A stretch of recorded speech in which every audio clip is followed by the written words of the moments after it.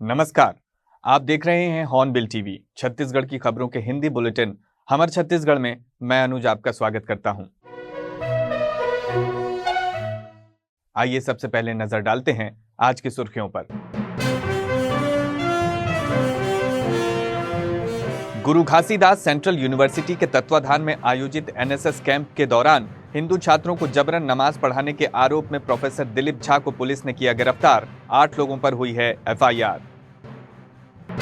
18 घंटे में रायगढ़ पुलिस ने सुलझाई किडनैपिंग और लूट की गुत्थी, नाबालिग समेत 2 गिरफ्तार। 3 पिस्टल, 26 नग जिंदा कारतूस और नशीली दवाओं के साथ बिलासपुर पुलिस ने एक युवक को किया गिरफ्तार। अन्य गंभीर मामलों में रहा है शामिल आरोपी के नेटवर्क और नशीली दवाओं के स्रोत की जा रही है जांच। मुख्य समाचारों के बाद अब खबरें विस्तार से। बिलासपुर के गुरु घासीदास सेंट्रल यूनिवर्सिटी के तत्वाधान में आयोजित एनएसएस कैंप के दौरान हिंदू छात्रों को जबरन नमाज पढ़वाने के आरोप में प्रोफेसर दिलीप झा को पुलिस ने गिरफ्तार कर कोर्ट में पेश किया है। यह मामला तब सामने आया जब कैंप में शामिल छात्रों ने शिकायत दर्ज कराई कि 159 छात्रों में से केवल 4 मुस्लिम थे, जबकि 155 छात्र हिंदू थे जिन्हें नमाज पढ़ने पर बाध्य किया गया। इस घटना को लेकर जिले में हड़कंप मच गया था और हिंदूवादी संगठनों ने यूनिवर्सिटी का घेराव कर विरोध प्रदर्शन कर दिया। संगठनों ने चेतावनी दी थी कि यदि दोषियों पर सख्त कार्रवाई नहीं हुई तो वे उग्र आंदोलन करेंगे। एनएसएस शिविर में नमाज पढ़वाकर धार्मिक भावनाओं को आहत पहुंचाने वालों के विरुद्ध कार्यवाही करते हुए एफआईआर की गई थी, जिस पर बीएनएस की धारा 196 ख, 197 1 ख ग, 299, 302, 190 छत्तीसगढ़ धर्म स्वातंत्र अधिनियम की धारा 4 के तहत अपराध पंजीबद्ध कर विवेचना में लिया गया था, जिस पर से आज बिलासपुर पुलिस द्वारा प्रथम दृष्टया यह पाए जाने से कि प्रोफेसर दिलीप झा के द्वारा साक्ष्य को प्रभावित किया जा रहा है और कंटिन्यूअस गुरु घासीदास यूनिवर्सिटी में इस सेंसिटिविटी के कारण कुछ न कुछ लॉ एंड ऑर्डर की इशू क्रिएट किया जा रहा है, जिस पर से बिलासपुर पुलिस द्वारा इन्हें तत्काल गिरफ्तार कर न्यायालय प्रस्तुत किया गया है। रायगढ़ जिले के पुसौर थाना क्षेत्र के ग्राम रुचिदा में ऑटो चालक के अपहरण, मारपीट और फिरौती की मांग जैसे गंभीर मामले का पुलिस ने मात्र 18 घंटे में खुलासा कर दिया है। इस सनसनीखेज मामले में पुलिस ने नाबालिग समेत 2 आरोपियों को गिरफ्तार कर न्यायिक रिमांड में भेजा है। घटना के विवरण इस प्रकार है कि जो ऑटो चालक विजय यादव को इन्होंने 700 रुपये देकर कहा था कि उन्हें रुचिदा ग्राम छोड़ दिया जाए। जब रुचिदा ग्राम पहुंचने से पहले सुनसान जगह पर उन्हें रोककर उससे धारदार हथियार कुल्हाड़ी से पीछे से वार करके इसे बंधक बनाकर वीडियो बनाकर इसके घर वाले लोग को वीडियो सेंड करके उनसे 1 लाख रुपए की मांग की गई थी। और उसी जैसे ही सूचना पुलिस को मिली, पुलिस ने त्वरित कार्रवाई करते हुए जो दिन भर में बताए हुए सीसीटीवी फुटेज और साथ में और दूसरे टेक्निकल इंट का इस्तेमाल करके जो आरोपी थे उन्हें पकड़ा है। जो 2 आरोपी पकड़ाए हैं उनमें से एक का नाम है प्रकाश सिद्धार्थ, जो कि 25 साल का है, रहने वाला लिटाईपाली थाना पुसौर, और दूसरा जो विधि से संघर्षरत बालक है, वो दोनों ने मिलकर साथ में इस घटना को अंजाम दिया। बिलासपुर पुलिस ने बड़ी कार्रवाई करते हुए शहबाज उर्फ शिबू खान को अवैध हथियारों और नशीली दवाओं के साथ गिरफ्तार किया है। आरोपी के पास से 3 पिस्टल, 26 नग जिंदा कारतूस, 7 खाली खोखे और कोडीन युक्त 30 नग कफ सिरप बरामद किए गए हैं। साथ ही तस्करी में प्रयुक्त सफारी स्टॉर्म वाहन भी जब्त किया गया है। प्रारंभिक जांच में सामने आया है कि आरोपी पूर्व में भी हत्या के प्रयास, सुपारी किलिंग और अन्य गंभीर मामलों में शामिल रहा है। पुलिस अब आरोपी के नेटवर्क और नशीली दवाओं के स्रोत की जांच कर रही है। 12:30 बजे पुलिस को सूचना मिली कि एक व्यक्ति जो है एनडीपीएस का सामान जो है कफ सिरप लेके जा रहा है। तो पुलिस के द्वारा घेराबंदी करके जब उस गाड़ी को रुकवाया गया और चेक किया गया तो उसमें 30 नग सिरप मिला और गाड़ी में और चेकिंग करने के पश्चात 3 नग पिस्टल और पाउच में टोटल 33 राउंड मिला। उसको थाना लाया गया। थाना लाने पर जब राउंड को चेक किया गया तो उसमें 26 राउंड जीवित थे और 7 राउंड खाली खोखा था। के पश्चात आरोपी के विरुद्ध 2 पृथक एफआईआर, एक एनडीपीएस और दूसरा आर्म्स एक्ट का अपराध पंजीबद्ध कर मामले को विवेचना में लिया गया है। और आरोपी का पूर्व आपराधिक रिकॉर्ड है, जिसमें 307 का एक मामला जांजगीर जिले में है तथा बिलासपुर जिले में अन्य मारपीट और आर्म्स एक्ट के मामले पहले से पंजीबद्ध हैं। ये पूरी संभावना है हमको कि इसमें और लोग भी शामिल हैं, क्योंकि एक व्यक्ति के पास 3 हथियार होना पिस्टल, वो अपने आप में बड़ी बात है और इसके बारे में उसके द्वारा कोई स्पष्ट जानकारी अभी तक पुलिस को नहीं दी गई है। ये कुछ ना कुछ तथ्यों को छुपा रहा है। दूसरा, इस बात की भी संभावना से इनकार नहीं किया जाता कि जो ये जांजगीर में जो घटना किया था एक सुपारी किलिंग थी। ये भी हो सकता है कि ये किसी गंभीर अपराध को अपने गिरोह के साथ मिलकर कारित करने का तैयारी कर रहा हो। तो पुलिस की सतर्कता, तत्परता से जो कार्रवाई की गई, इससे एक संभावित किसी बड़ी घटना को भी टाला गया है। अंतर्राष्ट्रीय श्रमिक दिवस के अवसर पर भिलाई के संत विजय ऑडिटोरियम और दुर्ग के राजीव भवन में कांग्रेसियों ने छत्तीसगढ़ की पारंपरिक श्रमिक थाली बोरेबासी खाकर मई दिवस मनाया। इस आयोजन में पूर्व मुख्यमंत्री भूपेश बघेल समेत कांग्रेस के कई वरिष्ठ नेता और कार्यकर्ता शामिल हुए। इस मौके पर भूपेश बघेल ने केंद्र सरकार की ओर से घोषित जातिगत जनगणना के निर्णय पर प्रतिक्रिया देते हुए कहा कि ये कांग्रेस के निरंतर दबाव और 2024 के चुनावी अभियान में उठाए गए मुद्दों का असर है। जब हम लोग सरकार में थे तो मजदूर दिवस के दिन जो हमारे मजदूरों के भोजन है, गरीबों को भोजन है, हमारे छत्तीसगढ़ के लोगों का जो भोजन है बासी, और ख़ासकर गर्मी के दिन में सब लोग खाते हैं, तो इसे बोरेबासी दिवस और तिहार के रूप में हम लोग मना रहे हैं। आज भिलाई के महापौर ने इसका आयोजन किया था बोरेबासी का, और सब लोग सामूहिक रूप से बोरेबासी और आम का अचार, टमाटर की चटनी, हमारी और चीज़ की भाजी, सब्जी, तो उसका आनंद ही अलग है। इस मामले को जाति जनगणना यदि 2024 के चुनाव के पहले आप देखेंगे तो पूरे राष्ट्रीय स्तर पर राहुल गांधी जी और कांग्रेस पार्टी ने इसको पूरे ताकत के साथ उठाया, और हर मंच से जाति जनगणना की बात राहुल जी ने की। जो मोदी जी ये कहते थे हिंदुस्तान में केवल 4 जातियां हैं, आज राहुल जी के अभियान चलाने के कारण से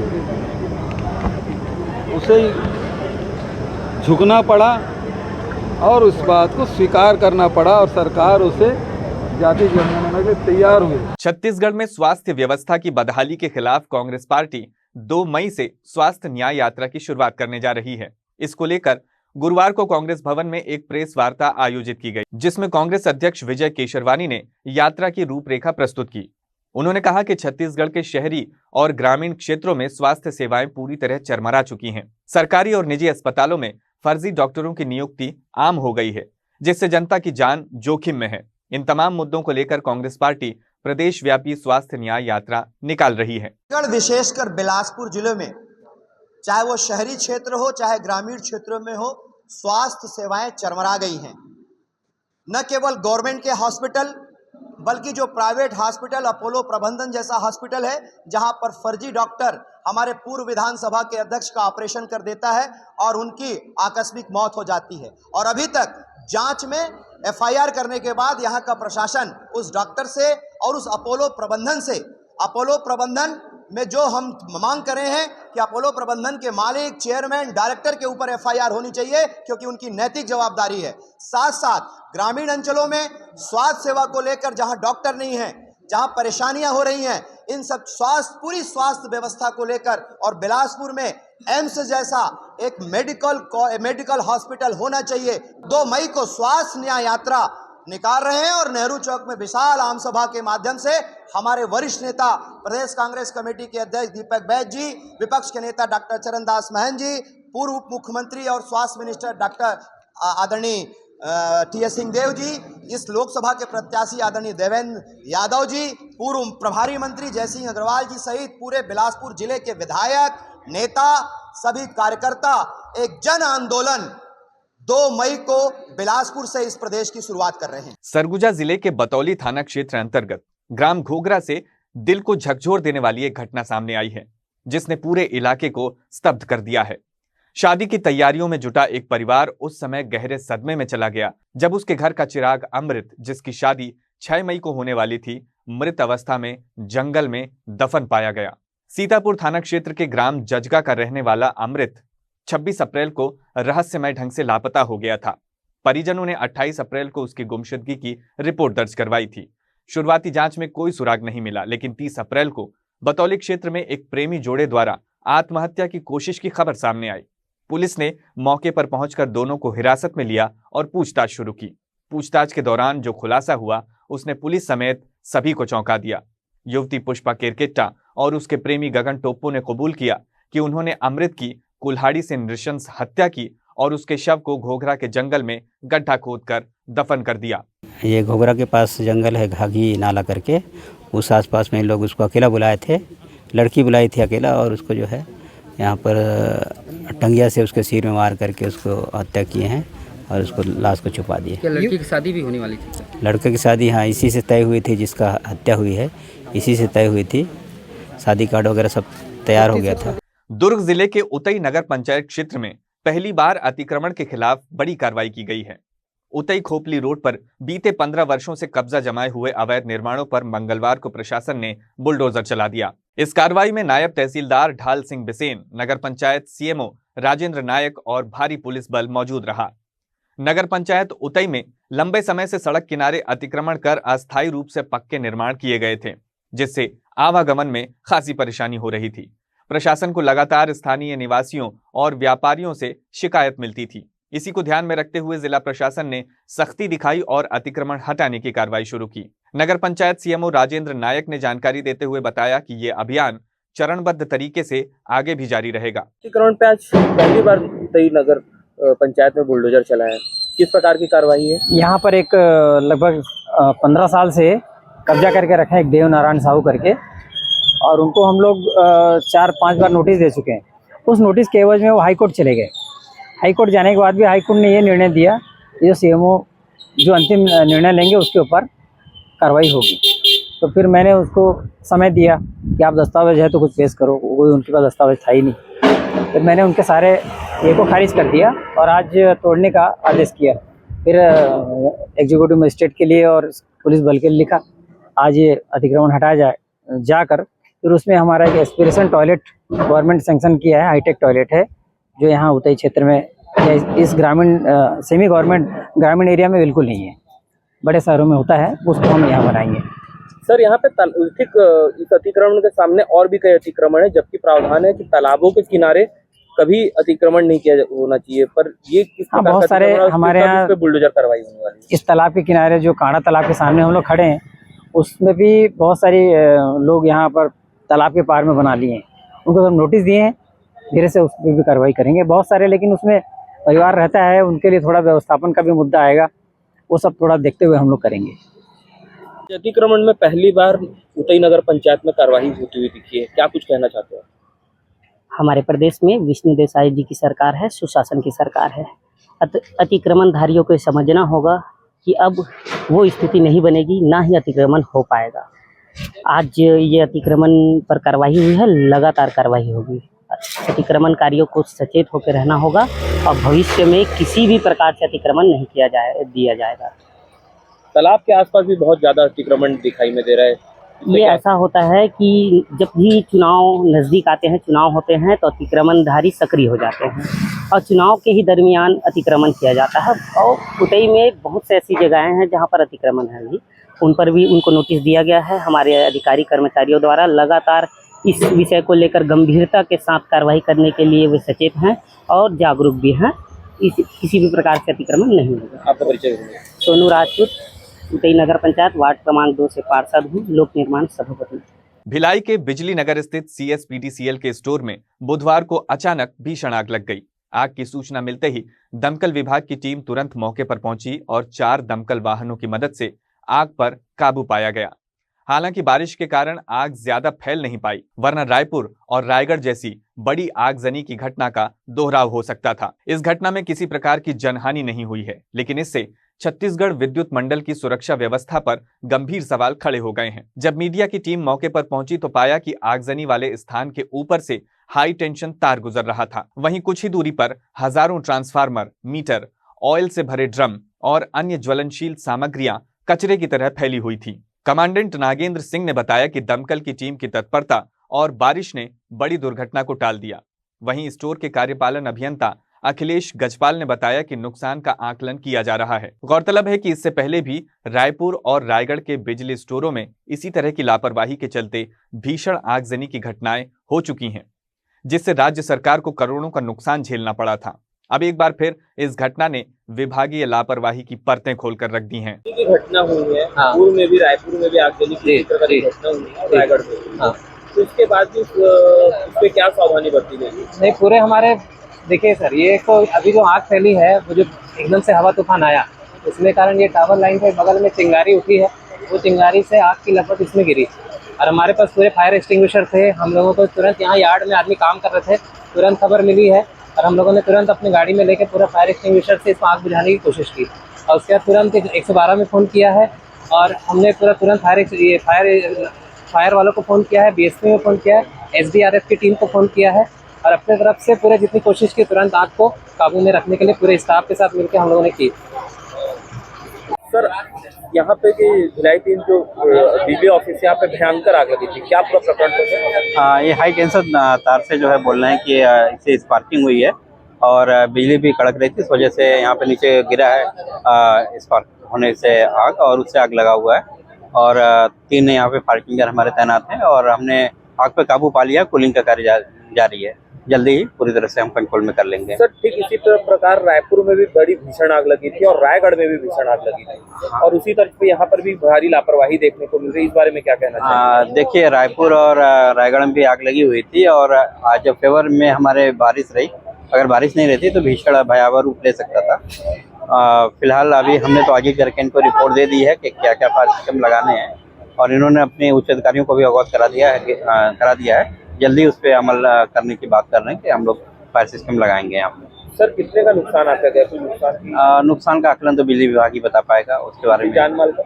नहीं, जान की कोई हानि नहीं हुई, माल का नुकसान जो हुआ है वो बिजली विभाग ही बता पाएगा। कश्मीर में हुए हालिया आतंकी हमले के विरोध में शुक्रवार को जुम्मे की नमाज के बाद दुर्ग शहर में मुस्लिम समाज के लोगों ने बड़ी संख्या में रैली निकालकर आतंकवाद के खिलाफ आक्रोश जताया। उन्होंने राष्ट्रपति के नाम कलेक्टर को ज्ञापन सौंपते हुए आतंकवादी हमलावरों को फांसी देने की मांग की। रैली में मुस्लिम समाज के अनेक वर्गों के प्रतिनिधि, मौलाना, सामाजिक कार्यकर्ता और स्थानीय जनप्रतिनिधि शामिल हुए। शांतिपूर्ण रैली निकालते हुए लोगों ने हाथों में तख्तियां लेकर आतंकवाद मुर्दाबाद और देश की एकता अखंडता जिंदाबाद के नारे लगाए।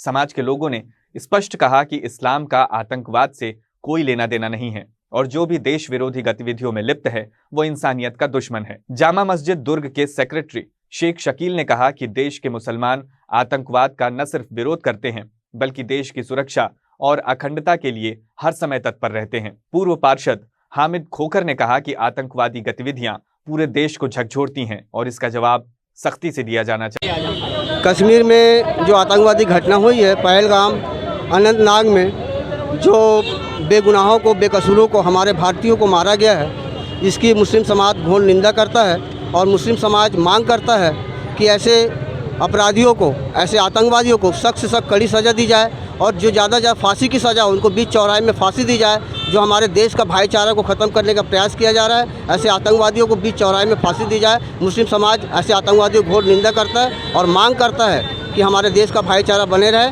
और ऐसे अपराधियों को सख्त से सख्त कड़ी कार्रवाई की जाए। मैं शेख शकील, जामा मस्जिद सेक्रेटरी, जामा मस्जिद दुर्ग। जो पहलगाम में जो घटना घटी है, वहाँ पर जो घूमने गए हुए लोग थे उसमें सभी धर्म के लोग थे, लेकिन सभी लोग को मारा गया और उसके बाद वहाँ के जो कश्मीर को लेके जो वो प्रोपेगेंडा फैलाया जा रहा है, तो ये सारे चीज़ के पीछे एक साजिश की बू नज़र आती है। आतंकवाद है इस देश की जो जड़ है, इस देश में जो इस तरह की नफरत फैलाया जा रहा है, एक साजिश है। एक पीछे से एक पड़ोसी देश का एक साजिश है जिसमें साजिश रचा जा रहा है। इस देश में एकता ना हो पाए, इस देश में लोग आपस में भाईचारा ना कर पाए, इस मामले को लेके आज मुस्लिम समाज, दुर्ग शहर का मुस्लिम समाज पूरा एकत्रित हुआ है और हम राष्ट्रपति के नाम में और प्रधानमंत्री जी के नाम में मुस्लिम समाज ज्ञापन दे रहा है कि उन आतंकवादियों को पकड़े और तत्काल उनको सजा दे, उनको फांसी दे और देश भर में एकता का जो मिसाल बना है उसे कायम रखे करें। मैं बताना चाहूँगा, दुर्ग शहर नहीं, पूरा छत्तीसगढ़ नहीं, पूरा देश का मुस्लिम समाज इसके विरोध में खड़ा है। आतंकवादियों जो हमारे हिंदुस्तान भाइयों को मौत के घाट उतारा है, उन्हें शहीद किया है, पूरा हिंदुस्तान इस पर आक्रोशित है। और जहाँ तक पहलगांव की बात है, हमारा कहना है कि हिंदू मुस्लिम ना करे, आतंकवाद को ख़त्म करें। हिंदू मुस्लिम ना करे, नक्सलाइटों को ख़त्म करें। तो हमारी सबसे बड़ी जो जड़ है ये नक्सलाइट है, ये आतंकवादी, इनको ख़त्म करना बहुत ज़रूरी है क्योंकि हम हिंदू मुस्लिम सब भाई भाई है। और आज पूरा मुस्लिम समाज जो है इस दुख की घड़ी में उनके साथ खड़ा है। पूरा देश का हिंदू मुस्लिम समाज इस घड़ी में खड़ा है। हम पूरे देश के मुस्लिम समाज, हम इस ज्ञापन के दौर पे आज दुर्ग शहर के लोग हम निवेदन करते हैं राष्ट्रपति जी से कि पूरा आतंकवाद का खात्मा होना चाहिए, उनको मौत के घाट उतारना चाहिए और इनके पीछे किनकी साजिश है उनको भी हिंदुस्तान के लोगों को बताना चाहिए। इसके पहले में पुलवामा हुआ था, RDX किलर ख़त्म हुआ था, आज फिर ये केस हो गया है। इस मुस्लिमों को जो आतंकवादी उनको पकड़ के इनके पीछे किनका हाथ है उनको जानकारी देना चाहिए देशवासियों को, और इनसे इतनी खौफनाक सजा देना चाहिए कि इनके जो आतंकवादियों के हौसले पस्त हो जाए। छत्तीसगढ़ विकलांग सेवा संघ के सदस्यों ने शुक्रवार को कलेक्टर कार्यालय पहुंचकर 6 सूत्रीय मांगों को लेकर प्रदर्शन किया। संघ के सदस्यों ने दिव्यांगजनों की पेंशन राशि में वृद्धि, फर्जी डिग्रीधारी कर्मचारियों की बर्खास्तगी और सरकारी योजनाओं में समुचित लाभ देने की मांग की। संघ के प्रतिनिधियों विनोद साहू और संदीप कुमार ने बताया कि वर्तमान में दिव्यांगों को महज 500 रुपए पेंशन दी जा रही है, जो मौजूदा महंगाई के दौर में बेहद कम है। उन्होंने पेंशन राशि को बढ़ाकर कम से कम 5000 रुपए करने की मांग की। साथ ही ये भी कहा कि अन्य राज्यों की तुलना में छत्तीसगढ़ में दिव्यांगों को मिलने वाली सुविधाएं काफी सीमित हैं। विकलांग संघ की अन्य प्रमुख मांगों में दिव्यांग महिलाओं को महतारी वंदन योजना का लाभ, दिव्यांग कर्मचारियों के वेतन में वृद्धि, लोन माफी और दिव्यांगजनों की भर्ती प्रक्रिया में पारदर्शिता सुनिश्चित करना शामिल है। संघ ने यह भी आरोप लगाया कि प्रदेश में 127 से अधिक लोग फर्जी डिग्री के आधार पर सरकारी नौकरी कर रहे हैं, जिनमें अधिकारी और कर्मचारी दोनों शामिल हैं। संघ ने इन मामलों की उच्च स्तरीय जांच कर दोषियों को बर्खास्त करने की मांग की। छत्तीसगढ़ दिव्यांग सेवा संघ से आए हुए हैं हम लोगों का कलेक्टर के पास 6 सूत्री मांग रखे हैं, जिसमें पहला है जो 500 पेंशन मिलता है अभी उनको 5000 किया जाए। दूसरा में जितने भी दिव्यांग भाई बहन हैं वो महतारी वंदना के अंतर्गत उनको 1000 दिया जाए। और तीसरा मांग है जो फर्जी दिव्यांग कहा जाए नौकरी कर रहे हैं उनको जांच कर उनको बर्खास्त किया जाए। और तीसरा मांग है जो दिव्यांग भाई बहन लोग नौकरी कर रहे हैं उनको 4% आरक्षण दिया जाए, मतलब उनको पदोन्नति किया जाए। और पांचवा है जैसे कोई कोरोना काल में दिव्यांग भाई बहन लोग लोन ले लिए हैं और जैसे सरकार कोरोना काल में सभी का माफ़ किए हैं किसान लोगों का, वैसे ही दिव्यांगजनों का भी जो लोन है उनको माफ़ किया जाए जी। और कितने प्रदेश में कितने ऐसे लोग हैं जो फर्जी के आधार पर नौकरी कर रहे हैं? 127 जी। नाम बताएंगे? नाम इसमें पूरा अपना नाम बताइए। अपना नाम, मेरा नाम विनोद कुमार साहू है जी। प्रदेश में तो लगभग 127 नाम तो आया है, लेकिन उससे भी ज़्यादा है क्योंकि वो अधिकारी लेवल के लेवल पर 127 नाम आए हैं, लेकिन और भी छोटे जैसे चतुर्थ श्रेणी, सहायक शिक्षक ऐसे में अनगिनत हो सकते हैं। तो को कितना पेंशन मिलता है? अभी हम लोगों को ओनली 500 रुपये मिल रहा है, तो 500 में आज के डेट में कुछ नहीं होता है। हम सरकार से मांग करते हैं कि जिस तरह तेलंगाना, गोवा, दिल्ली, हरियाणा यहाँ पर विकलांगों को अच्छे से पेंशन दे रहे हैं, तो हमें भी 500 से बढ़ाकर 5000 से ऊपर देने की निवेदन करते हैं। नाम बताएंगे? मेरा नाम संदीप कुमार वर्मा है। आज के अंक में बस इतना ही। छत्तीसगढ़ की ताजा तरीन खबरों के लिए देखते रहिए हॉर्नबिल टीवी।